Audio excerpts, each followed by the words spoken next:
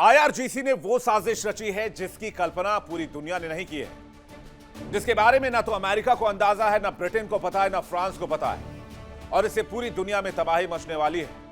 Sources के हवाले से जानकारी मिल रही है कि ईरान बना रहा है वाटर बम। इस वाटर बम का इस्तेमाल कैसे करेगा ईरान, इसकी शुरुआत भी हो चुकी। जाहिर सी बात है, ईरान का ऑयल रिजर्व फुल हो चुका है और ईरान का क्रूड ऑयल अब समंदर में उतारा जा रहा है। यानी ईरान अपने कच्चे तेल को होर्मुज में गिराना शुरू कर चुका है। इससे क्या होगा मैं आपको बताऊंगा डिटेल से। कैसे होर्मुज में शमशान बनाने की तैयारी की जा रही है विदेशी युद्धपोतों की, यह भी मैं आपको डिटेल से बताऊंगा। फ्रांस और ब्रिटेन के युद्धपोत होर्मुज पहुंच रहे हैं। अमेरिका के 3 एयरक्राफ्ट कैरियर इस इलाके में गल्फ ऑफ ओमान में मौजूद हैं और इन सब को जिंदा समंदर के बीचों बीच खाक करने की तैयारी कर रहा है ईरान। जरा डिटेल से खबर देखिएगा। पहले एक एआई वीडियो आपके सामने रखते हैं, अब इस एआई वीडियो के जरिए समझने की कोशिश कीजिए। ये जो तस्वीर आप देख रहे हैं, इसमें आप ये जो काला काला ऑयल देख रहे हैं, हमने आर्टिफिशियल इंटेलिजेंस की मदद से बनाया, ये रियल विजुअल नहीं, पहले मैं आपको बता दूं। दूसरी बात ये कि जो काली काली तस्वीर आप देख रहे हैं पानी के ऊपर, वो ये है कि ये कच्चा तेल बह रहा है होर्मुज में। यानी कच्चे तेल से होर्मुज को भर दिया जा रहा है। ये कच्चा तेल पानी में तैरता हुआ जो है पर्शियन गल्फ तक भी जाएगा और गल्फ ऑफ ओमान तक भी जाएगा और साथ ही साथ होर्मुज में भी रहेगा। इसके बाद क्या कर सकता है ईरान, दूसरी तस्वीर आपको दिखाते हैं आर्टिफिशियल इंटेलिजेंस की मदद से। इसके बाद ये होगा ईरान समंदर में। ये 2 तस्वीर आप देखिए, ईरान के पास जो कच्चा तेल है वो समंदर में किस तरह से उतारा जा रहा है। ये एक बहुत खतरनाक इशारा दे रहा है। आईआरजीसी बहुत बड़ा प्लान कर रहा है। क्या है ये प्लान? अगर पूरी दुनिया ईरान के खिलाफ आ जाएगी तो क्या ईरान लड़ पाएगा? क्या आईआरजीसी मुकाबला कर पाएगी पूरी दुनिया का? जाहिर सी बात है ईरान मुकाबला नहीं कर पाएगा, लेकिन ईरान ने इसे कैसे चक्रव्यूह बनाने का फैसला किया है, ये 2 तस्वीर आप देख सकते हैं। अब जब तेल है समंदर में, यानी पानी के ऊपर तेल है और उस तेल में अगर आग लगा दी जाए तो क्या हो सकता है, ये देखिए। कुछ इस तरह की तस्वीर बन सकती है। अगर उस पानी को आग के हवाले कर दिया जाए तो पानी के ऊपर जो ऑयल बह रहा होगा उसमें आग लग जाएगी और होर्मुज में जितने जहाज हैं वो धू धू करके चलेंगे। इन जहाजों पर क्या लदा है? इन जहाजों पर केमिकल लदा है, इन जहाजों पर कच्चा तेल लदा है, इन जहाजों पर गैस लदा है। और अगर ये जहाज आग की जद में आए तो सोचिए कितना बड़ा धमाका होगा और क्या स्थिति बन सकती है होर्मुज स्ट्रेट में। जरा फुल स्क्रीन तस्वीर में आपको दिखाता हूं किस तरह से आईआरजीसी बहुत खतरनाक प्लानिंग पर काम कर रहा है। तो क्या यही वो सरप्राइज अटैक है ईरान का जिसकी तैयारी कर रहा है? इस तस्वीर को सोचकर भी, इसकी कल्पना भी परेशान कर सकती है।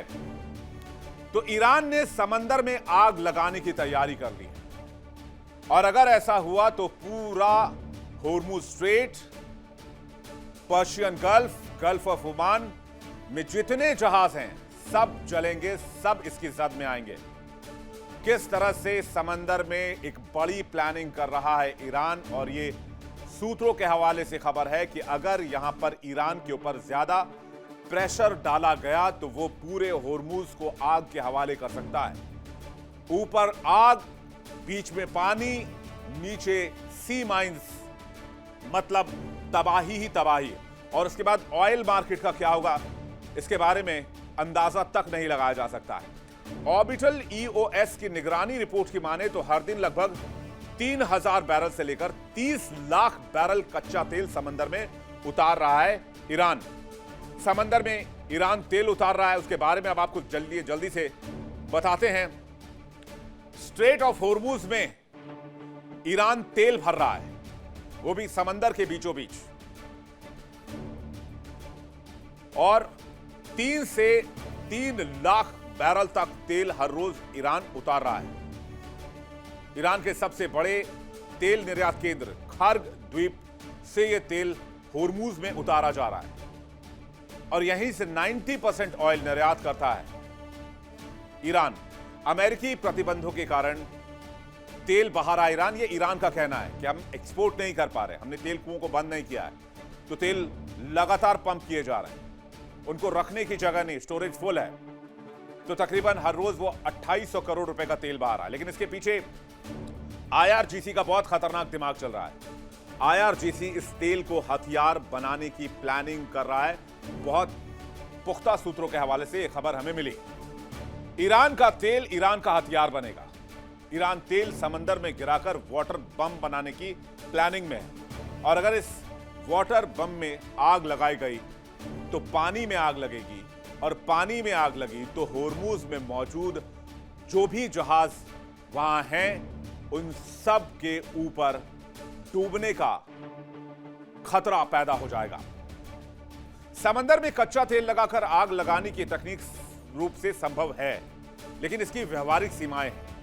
कच्चा तेल पानी पर तेजी से फैलता है, लेकिन खुले समंदर में हवा और लहरें तेल को तुरंत बिखेर देती हैं। इसलिए अगर आग लगाई गई तो आग एक जगह नहीं रहेगी, ये तेजी से हवा और लहरों के साथ आसपास फैलने लगेगी। यहां बंदरगाहों के पास तंग होर्मुज में विनाशकारी हो सकती है।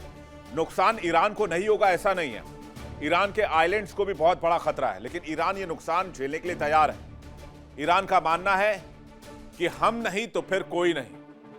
होर्मुज जैसी तंग जगह पर सिर्फ 34 किलोमीटर की चौड़ाई है, और यह दांव बहुत खतरनाक है। ईरान ने जो धमकी दी है कि कोई भी जहाज बगैर अनुमति के नहीं गुजरेगा, अगर वो निकला तो आग के हवाले किया जाएगा। यह धमकी सुनने में भले ही चौंकाने वाली लगे, लेकिन बीमा कंपनियों, शिपिंग कंपनियों और सरकारों ने इसे गंभीरता से लिया है।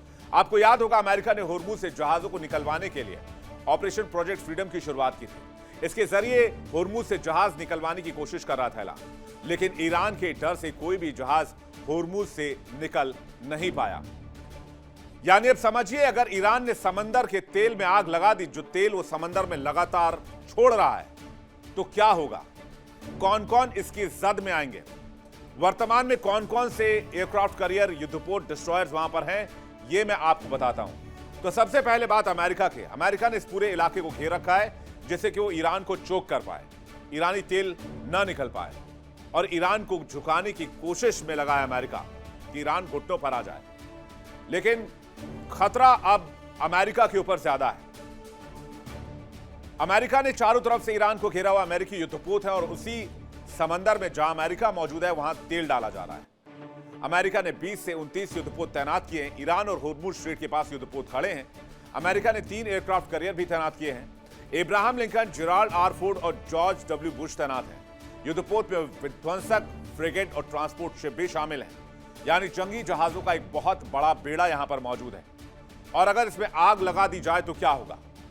तस्वीर आपको दिखाते हैं फुल स्क्रीन कि किस तरह से स्थिति विध्वंसक हो सकती है। ईरान ने अगर समंदर में आग लगाई तो ये सभी 20 से 29 की संख्या में युद्धपोत हैं जो कुछ इस तरह से जलकर खाक हो सकते हैं।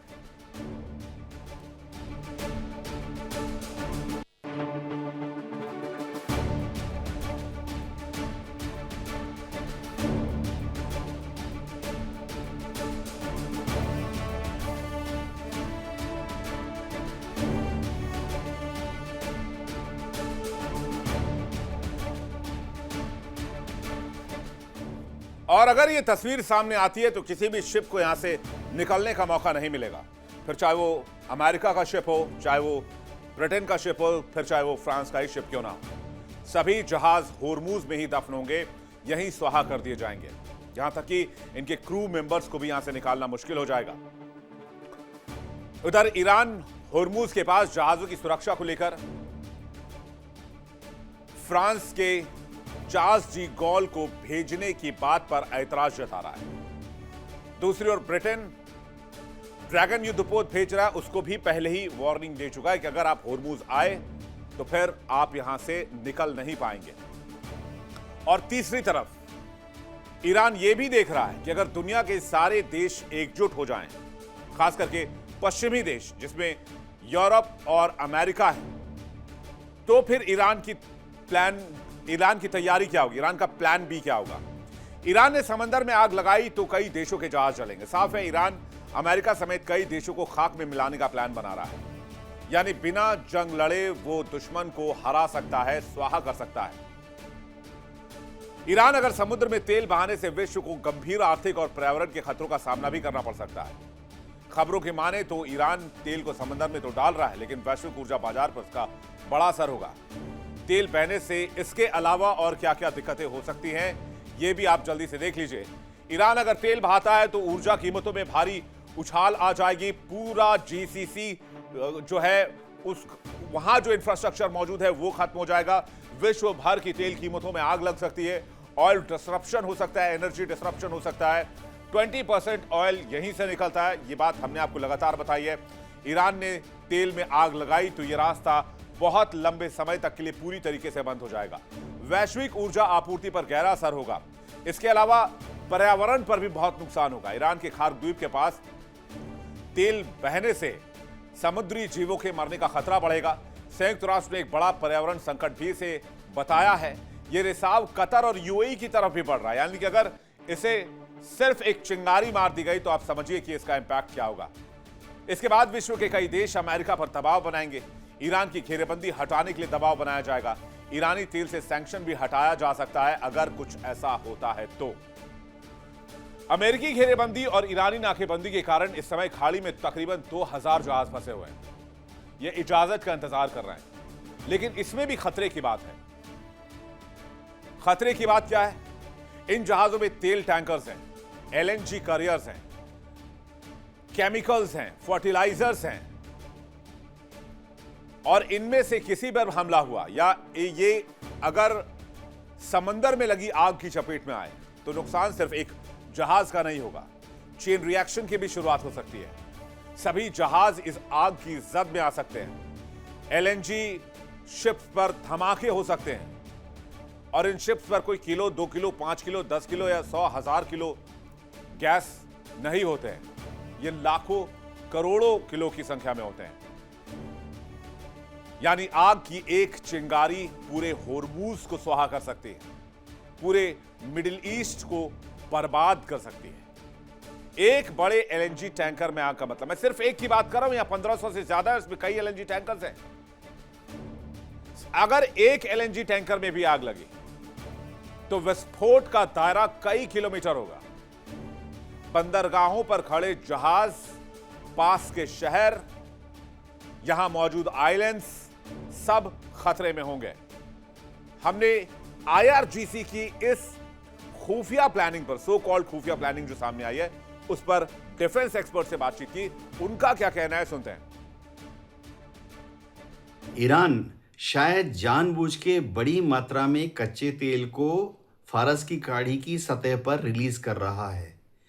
इसका एग्जैक्ट मिलिट्री औचित्य तो कुछ भी नहीं है। हाँ, पुराने ज़माने में ऐसा होता था कि जब शत्रु हमला करता है तो समुद्र के ऊपर तेल डाल दिया जाता था और उसको आग लगा दिया जाता था, क्योंकि पुराने ज़माने में दुश्मन के जो शिप्स होते थे वो लकड़ी के बने होते थे। उसमें जो बड़ी बड़ी पाल होते हैं वो कपड़े के बने होते थे। लेकिन फ़िलहाल आज के ज़माने में समुद्र के ऊपर कच्चा तेल छोड़ने से कोई मिलिट्रीली कोई एडवांटेज खास नहीं मिलता है। हाँ, खड़ग आइलैंड के आसपास के जो छोटे छोटे कोरल रीफ हैं उनमें बहुत डैमेज हो सकता है। सबसे बड़ी बात है कि जो समुद्र के अंदर जीव जंतु हैं, प्राणी हैं, उनको ऑक्सीजन की कमी हो सकती है, क्योंकि एक बार अगर समुद्र की ऊपरी सतह पर तेल की एक पतली लेयर बन जाती है तो वायुमंडल से वातावरण का जो ऑक्सीजन है वो समुद्र के पानी में मिक्स नहीं हो पाता है। एक और नुकसान कच्चा तेल समुद्र के ऊपर छोड़ने पर यह है कि ये सारा कच्चा तेल कुछ महीनों के बाद या कुछ सालों के बाद एमलगेटेड होकर रबर के बुलबुले जैसे बनकर समुद्री तट पर वापस आ जाता है। तो समुद्र के तट पर मीलों तक जो रेत है, जो कोस्टल एरिया है, वो काला पड़ जाता है। तो क्या ईरान जानबूझकर समंदर में तेल गिरा रहा है? क्या वो ओल्ड वॉर स्ट्रेटजी का इस्तेमाल कर रहा है जो आज की तारीख में देखने को नहीं मिलती? कहते हैं होर्मुज में समुद्री धाराएं बहुत धीमी हैं। 1991 में खाड़ी युद्ध में सद्दाम हुसैन ने कुवैत के तेल कुओं में आग लगा दी और फिर बाकी बचे तेल को समंदर में गिरा दिया। इससे आसपास के इलाकों में काफी विध्वंस हुआ और इसका असर काफी सालों तक रहा। होर्मुज में अगर ऐसा हुआ तो अव्वल सारे जहाज खतरे में होंगे।